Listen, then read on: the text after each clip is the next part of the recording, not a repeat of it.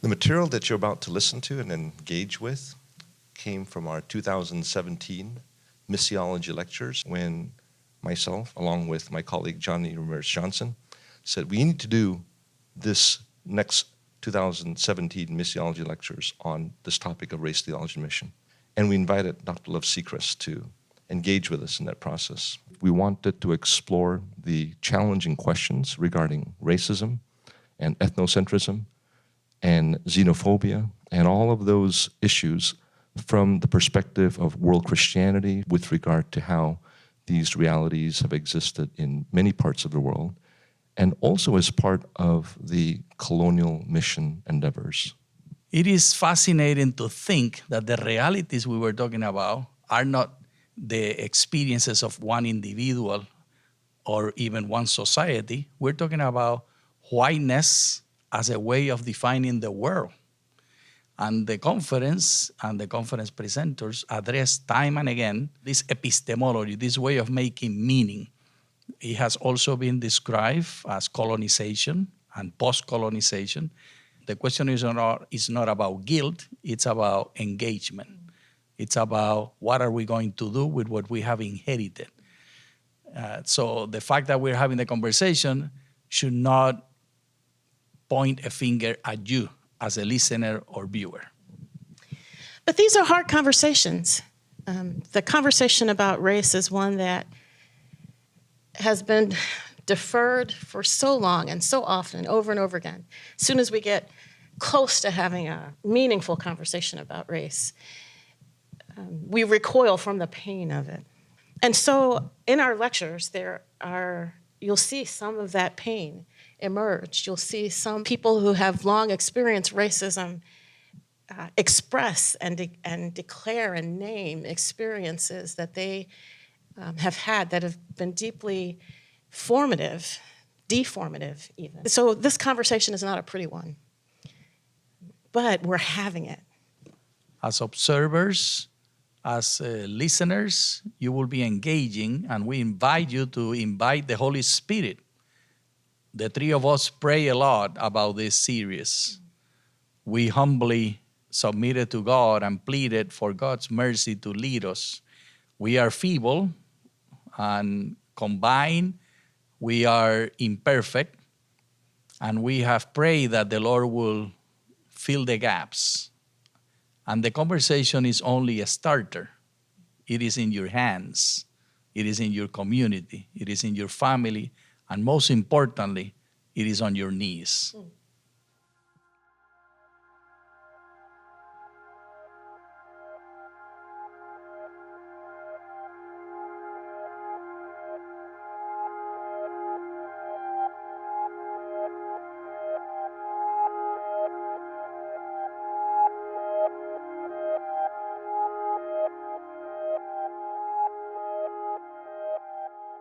In his paper, Dr. Draper references W.E.B. Du Bois' essay, The Souls of White Folk. In the collection of that essay, in the collection of which that essay is a part, Du Bois begins with a credo, a statement of beliefs. And one of the things he states that he believes in is the devil and all his angels. And it so happens that I've fallen upon some correspondence in preparing for my reply to Andrew's paper. It's a letter from the demon of racialization to her angels in the churches of the United States. So I'd like to read that letter to you now. To my faithful angels abiding in the congregations of white American churches. First, let us rejoice in the stunning, if unexpected, success in making certain humans white, and further in making such whiteness a hardened category against which all other beings are measured. We've always drawn on our same basic weapons against humans, their instincts for comparison, competitiveness, and their fear of scarcity. Our master has ever brokered these sensibilities to foment chaos and division, and when especially fruitful, to justify violence against bodies and to smother alternative ways of existence. But even he could scarcely foresee that our plot to generate a genre of humanity ex nihilo could be so enduring, hardening into a reality that now determines the lived reality of hordes of these fools, And who says our enemy is the only one who can conjure something out of nothing? Who could have dreamed that we could have so profitably invented this entity called white out of a cluster of random physical characteristics? Assert that these characteristics reveal ontological realities about this newly minted brand of human. Use it as an excuse for pillaging and cruelty. And in the name of purity, erase their unique stories, even of those who count as white. I want to concentrate on those who once called themselves, and some still do, evangelicals. By and large, we've successfully gutted these sorry outposts of anything like a robust defense against the ravages of racialization. We've soothed them with lyric but vacuous songs and kept them from reading portions of their handbook, such as the Older Testament. With its laments, demands for restitution, and commands to make amends. They've swallowed our version of their story as fundamentally about their own personal happiness.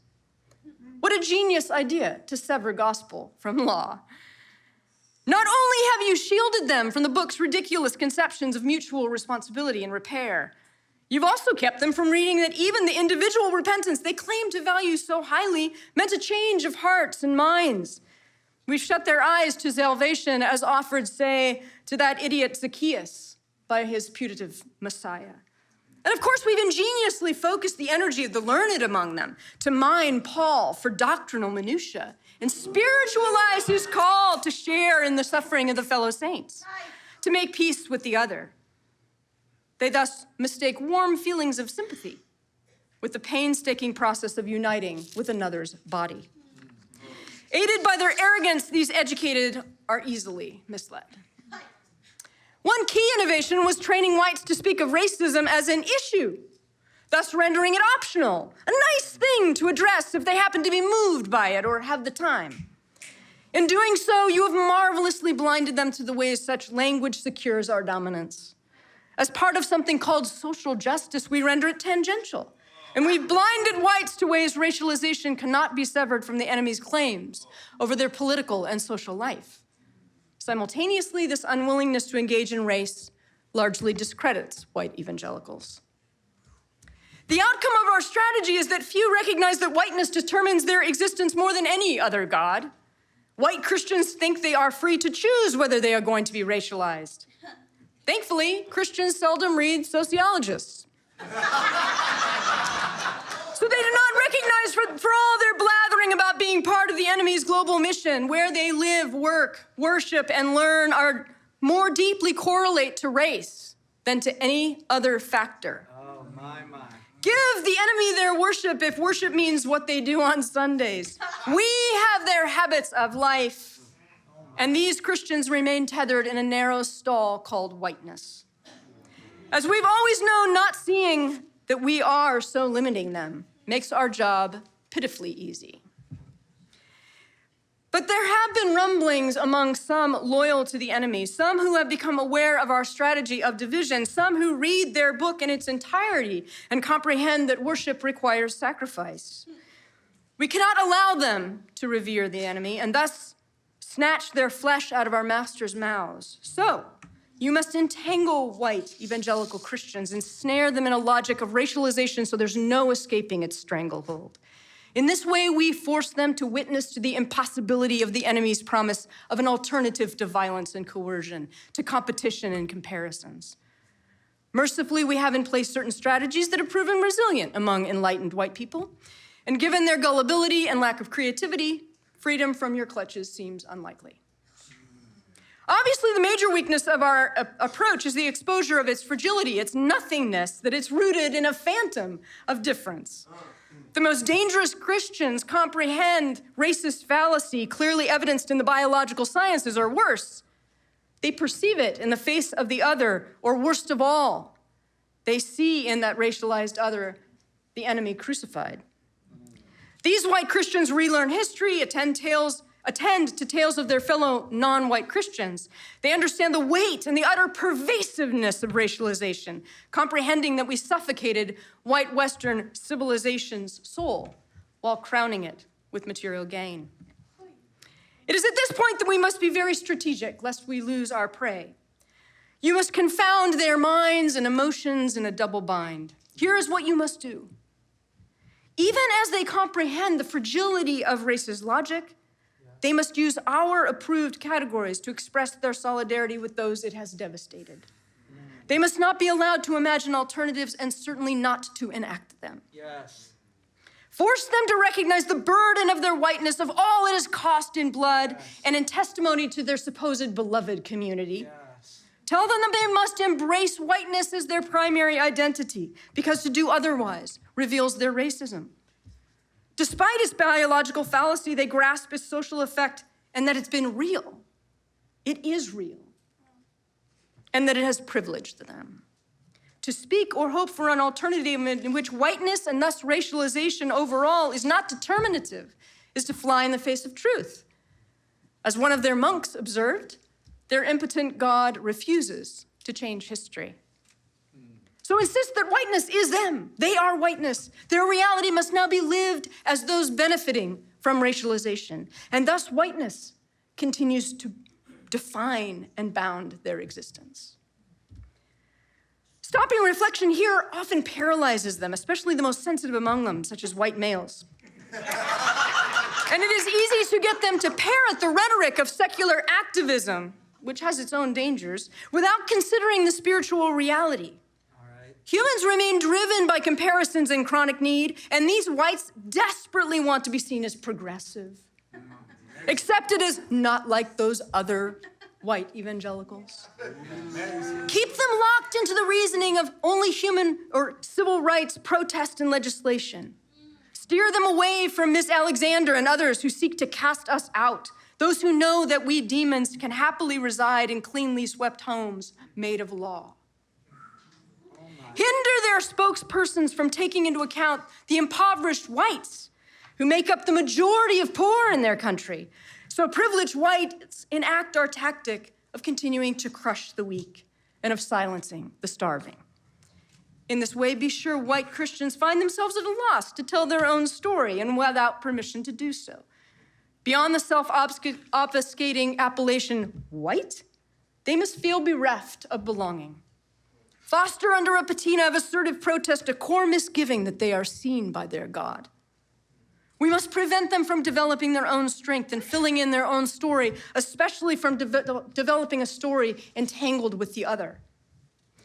Otherwise, they might become effective in fighting us. They might graciously lay aside defensiveness or incapacitating shame. If white people actually become free to robustly exploit their resources to work against racialization in some settings, while happily laying aside those same assets in others, we've lost the war. The enemy seems especially pleased by this disgusting disposition, dubbed humility in their pitiful tradition. But gratefully, few white Christians really believe that drivel about being loved and served by their God. They crave adulation from their fellow humans, especially those of non-whites, if they're the progressive type, and all to our advantage. Finally, by any means necessary, block white Christians who seek to join their bodies with the bodies of the racialized other, especially in unsexy and ordinary rhythms of daily existence. If necessary, direct the enthusiastic to momentary and heroic things. Yes. Obstruct whites who want to enact the enemy's call for costly attachment. I've seen the danger of such joining on multiple occasions, sometimes even among white people unnuanced about racist logic. For example, we've been recently boasting our dominance in various police shootings, asserting our control. This, of course, is as it should be, for occasionally we must foment primal fear, so we remain enthroned and served. But this can be problematic, and I've seen the enemy use this for his purposes. Recently, I hovered as a black woman told of the impact of the shootings of Castile and Sterling and others. She movingly spoke about having two sons who walked to the store, a husband, a black man who drives. As the mother spoke, I felt this dangerous forging of a connection, a rippling of sympathy and empathy that progressed from one mother to another, from a mother to father, and fathers to friends. You get the idea. We must hamper the awareness of this interconnectedness at all costs and interfere with the impulse to see white, brown, or yellow boys as sons of one and sons of all. Remember, competition, comparison, and fear of scarcity secure their worship. If you sense whites contemplating cooperation, or if a sense of shared humanity begins to dawn, squelch those impulses by introducing rivalry. Scare them with the implication of connecting their beloveds with the beloveds of those in danger. Steer them away from the perilous conviction, this cannot happen to our sons, to the fearful frame. This cannot happen to my son, so I will protect my son by steering clear of you and yours. If such links are forged between them, they begin to perceive the world through the other's eyes. Through even one such personal connections, whites might begin to perceive the systemic structures of racialization we've so carefully contrived. Many of our plots have been thus foiled by mothers. Keep producing a culture that idolizes and idealizes parenting and summarizes its purpose in cute maxims, such as those we find in Dayspring cards or Hallmark. Lest these humans ever ponder how such practices were actually meant to train them in decentering and dismantling our racial status quo. You've heard rumors that the enemy will one day overthrow our prince. Rest assured, this is mere folly. He claims that these repulsively weak creatures share a destiny of communion with him that doesn't necessitate erasure of difference or competitive striving. He claims that we be joined as one, yet many. We know this is madness. Yet nonetheless, our chokehold on white Christians becomes tenuous when whites respond in a given moment, aware of the past, but pulled into this imagined future. Whites then begin to display sensibilities we must impede at all costs. They feel one another's pain and, more disturbingly, the other's joys. They value the other, displaying inexplicable affection and cherishing one another. They play a revolting game of outdoing one another in love, and not out of showmanship, but out of this strange self-forgetfulness. This sickening expression of friendship chips away at our fortresses, dismantles our complex system of oppression by setting off a series of interrelative, innovative practices. At all costs, whites must not be free from self-centeredness, and they cannot replace the other as the center of their concern. Such vulnerability to the other proves a surprisingly vigorous weapon against which we have no defense, and inexplicably, permeability to the other always sets back our cause. Overall, you have done well, my angels. Your brilliance has been the perpetuation of patterns of behavior and mechanisms of division, all the while filling white Christian mouths with hymns proclaiming their dedication to their supposed Lord. As long as we secure their bodies and their movements, as long as we order their relationships and their passions, encourage them to believe that such singing constitutes worship. We can rest assured that we have white people's souls. For as long as they remain defined and determined in habits of heart, mind, and body by tightly constrained categories of whiteness, as long as whites fidget in self-absorption, as long as they utilize our prescribed options of political and social action, they serve our master. If they break out of the boundaries of whiteness and begin to imagine alternatives like Christian friendship, they would become free. Beware of those who recognize the bonds of whiteness that prevent them from binding to their enemy and all who follow him. But this appears unlikely, as we have mastered their rhetoric and manacled their bodies to racialized arrangements. And those whites who do see racialization fall all over themselves to articulate their awareness of it, usually refusing to wield their positions of relative power for any actual change. Most tellingly, they cannot imagine an alternative reality for the future other than ours. We've captured their theological imagination, and it is wonderfully shrunken and impotent. Against the enemy's central myth, we have remade white Christians' understanding of redemption, delimiting it to ignoring the past or feeling shackled by it. This is a profound achievement. May our Master be praised and worshiped now and forevermore.